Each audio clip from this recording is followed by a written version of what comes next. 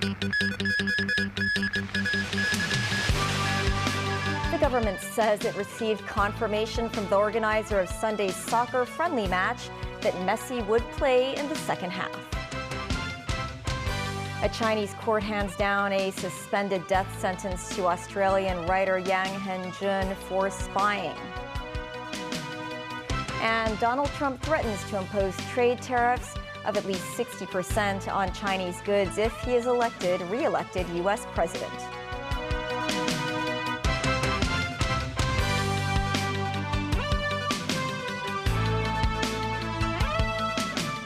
Hello and welcome to TVB News. The government said today authorities had received confirmation from the organizer of yesterday's friendly match between Inter Miami and Hong Kong 11 that Lionel Messi would play in the second half of the event. This came after the Argentine football legend did not play in the match and caused anger among many fans. Mimo Singhai reports. Oh, we didn't see Messi on the match. Very disappointed. On Sunday, 40,000 spectators gathered at Hong Kong Stadium to watch the friendly match between Inter Miami and Hong Kong 11. For most people, it was an opportunity to see Lionel Messi, the football superstar. However, many were disappointed as Messi did not take to the field throughout the 90-minute match, but sat on a bench instead. Some spectators called for a ticket refund. Meanwhile, the government issued two statements on Sunday evening, saying authorities are also extremely disappointed that Messi could neither play in a friendly match nor explain to the fans in person upon request. The government also said they will require the organizer of the match, Tatler Asia, to take up responsibility. Speaking to the press today, Secretary for Culture, Sports and Tourism Kevin Yearn said the organizer had reassured the government that Messi would play in the second half before the match. Yearn also said authorities try to fix the situation. When the second half began without Messi, we immediately followed up with the organizer, but was later informed by Tatler Asia that Messi could not play due to injury. We reiterate our request for Messi to play in the match. About 10 minutes before the match ended, the organizer, Tatler Asia, confirmed that Messi could not play. We therefore immediately request them to explore other remedies, such as Messi appearing in the field to interact with his fans and receiving the trophy. Unfortunately, this did not work out. Today, Tatler also responded to the incident. Tatler Asia deeply regret the disappointing ending to what was an exciting occasion and has decided to officially withdraw its application for the M-Mark event status and 16 million Hong Kong dollars grant. Meanwhile, the office of the Tatler in Aberdeen was closed for the day. Has the organizer violated the Trade Descriptions Ordinance? It has to depend on how Tatler has presented to the consumers about this match. Because we have to differentiate both things, because one is the government between the contract between the government and Tatler, and the other thing is the one between Tatler and the consumers. Up until noon, the Consumer Council said they had received 38 complaints regarding Sunday's match. Barrister Owen Kuhn said it will be difficult to obtain a ticket refund. Definitely not easy for the public who paid tickets to watch the match to claim a refund. It actually has to depend on whether how did the Tatler tell the public in terms of the involvement of Messi. In a promotion post by Tatler in January, the organizer published that Argentina's World Cup winning captain Lionel Messi will be involved in playing the match. Kuhn said the word involved is a fake and bold term. Minus 9, TVB News. The Hong Kong Monetary Authority said borrowers will not be asked for immediate repayments as long as they continue to pay their debts. The number of negative equity cases in Hong Kong is at its highest since 2004. In a Legislative Council meeting today, some lawmakers paid attention to the possibility that banks could demand repayments from borrowers whenever they like, as the city's property prices have been falling. In response, HKMA Chief Executive Eddie Yu said the institution had already communicated with banks in December. He said banks should not request borrowers who are creditable for repayments because of a change in property values.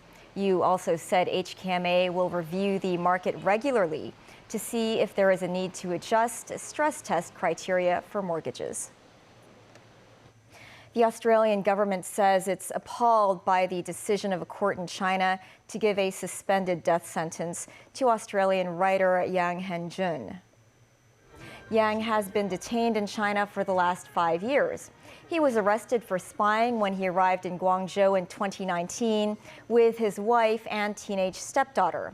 The writer received a closed-door trial on an espionage charge in Beijing on May 2021 when living abroad. He became known as a writer of spy novels, blogger, and political commentator. His family say the 58-year-old has a kidney problem and his health is deteriorating. We have consistently called for basic standards of justice, procedural fairness and humane treatment for Dr. Yang in accordance with international norms and China's legal obligations.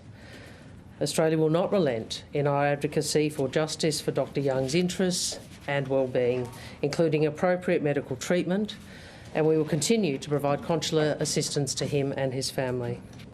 He is found guilty of espionage and sentenced him to death with 2 years probation and ordered that all his personal properties to be confiscated. The People's Court heard the trial in strict accordance with the law and ensured his procedural rights, and the court also respected and ensured the consular rights of the Australian side and allowed the Australian side to sit in on the sentencing. Donald Trump has threatened to impose trade tariffs of at least 60% on Chinese goods if he is re-elected U.S. president. Speaking to Fox News, the former leader said it could even be more than that. While he was in the presidential office, Trump placed import duties on billions of dollars worth of mainland products. Meanwhile, the Republican nomination frontrunner said he wants to work with China. Trump said he likes President Xi Jinping, who he described as a good friend during his time in the White House. Firefighters in central Chile on Sunday battled to quell forest fires that have killed 112 people so far. The blaze razed entire neighborhoods, leaving at least 1,600 people homeless. President Gabriel Boric has warned the country faces a tragedy of very great magnitude. More from NBC News. Tonight, a wind-whipped inferno in Chile, turning the skies into an orange hellscape. Thick smoke blanketing the densely populated Valparaiso region, normally a beachside paradise, now a death trap. President Gabriel Boric saying the death toll, already in the 60s by midday, quickly rising to 99 later Sunday, according to the medical examiner's office, is certain to rise even higher. That makes this Chile's worst natural disaster in nearly 15 years. Horrifying video showing cars dodging flames on the highway. More than 1,300 homes destroyed in one area alone, Chile's government says. In some neighborhoods, almost nothing is left. We need help, this Viña del Mar resident says. Food for our pets, supplies. I lost my house, everything. Wildfires are common in the sizzling Chilean summer, but these flames are being fueled by intense heat, heavy winds, and low humidity, part of the El Niño weather system. Tonight, Chile's military is helping firefighters attack the blaze by plane, helicopter, and on the ground, battling wind gusts up to 37 miles an hour, with no end in sight. Josh Letterman, NBC News. Still ahead, Canada extends a ban on foreign ownership of housing by 2 years. And 2 injured in a traffic accident involving 6 vehicles in Kwaichung.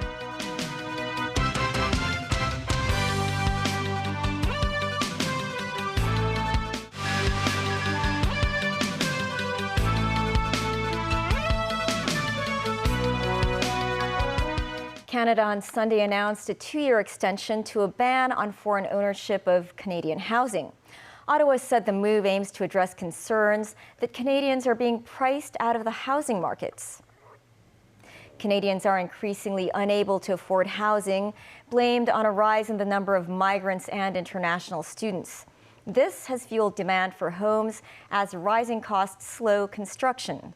The ban was set to expire on January 1st, 2025, and will now be extended to January 1st, 2027. Last month, Canada announced an immediate 2-year cap on international student permits and said it would also stop giving work permits to some students after graduation. Population growth fueled by immigration has put pressure on healthcare, and education has helped drive up housing costs. The national security trial of media tycoon Jimmy Lai entered its 23rd day of trial. Accomplice witness and former associate publisher of Apple Daily, Chan Pui-man, testified that Lai had asked her to blow up some stories. That included a speech by then U.S. Consul General of Hong Kong, Kurt Tong, in 2019, which pointed to a downturn in the city's economy. Chan said while the paper had reported on the speech earlier, she decided to ask colleagues to do follow-up stories as Lai attached great importance to the topic. She also said Lai instructed editorial staff to do more stories on the business sector, worrying about the impact of laws such as the Fugitive Offenders Ordinance. Chan is among 6 senior staff members of Apple Daily who pleaded guilty to conspiracy to commit collusion with a foreign country or with external elements. The trial continues tomorrow. A traffic accident involving 6 vehicles in Kwai Chung left 2 people injured this afternoon. It happened at around 2 p.m. near Kwai Chung Interchange. The driver of a truck was suspected of having lost control of the vehicle. The truck hit a road divider and toppled on its side, falling onto a taxi and a water supplies department vehicle. 3 other vehicles were also involved in the mishap. Traffic flow in the area was affected for some time after the accident. And the city's restaurants raked in an estimated revenue of $27.4 billion in the fourth quarter of 2023, an increase of 7.5% year-on-year. The government said the total revenue of Chinese restaurants was up by over 10%, while that of fast food shops increased by almost 8%. Seeing the most gain was bars, where revenues rose nearly 20%. For 2023 as a whole, revenue of the restaurant sector was estimated at nearly $110 billion. That's up 26% year-on-year. Looking ahead, the government said the restaurant business is expected to benefit from a further recovery in inbound tourism and continued growth in domestic consumption. That's the news. Thanks for watching. Pearl Magazine is up shortly. Bye for now.